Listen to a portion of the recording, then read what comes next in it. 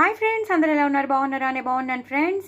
ఇవాళ నేను దేవుడికి నైవేద్యం పెట్టడానికి అరటికాయ బజ్జీలు వేశాను. అరటికాయ బజ్జీలు చాలా చాలా బాగా వస్తాయి. చాలా చాలా ఇష్టం. చాలా మందికి ఆలు బజ్జీ ఎలా ఇష్టమో అరటికాయ బజ్జీలు అంటే కూడా చాలా ఇష్టం. చాలా టేస్టీగా ఉంటాయి. చాలా చాలా బాగుంటాయి.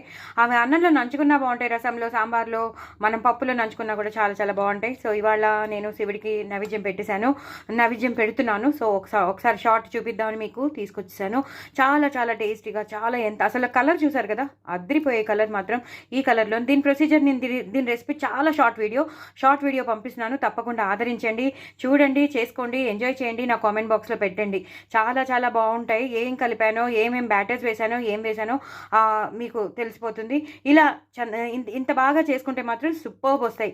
ఎంతో నేను ఒక్క సోడా కూడా వేయలేదు. ఇంత పిసరు కూడా నేను సోడా వేయకుండానే నేను అరటికాయ బజ్జీలు చేసేసాను. చక్రాల్లా తరుక్కున్నాను. చక్కగా శనగపిండిలో ముంచేసి బియ్యం పిండి కూడా వేశాను కాబట్టి, సో రెసిపీ షార్ట్ వీడియో కాబట్టి మీరు తప్పకుండా చూడండి, చేసుకోండి. అలాగే కొంచెం పిండి మిగిలిందని చెప్పి నేను క్యాప్సికంతో కూడా బజ్జీలు వేసేసాను.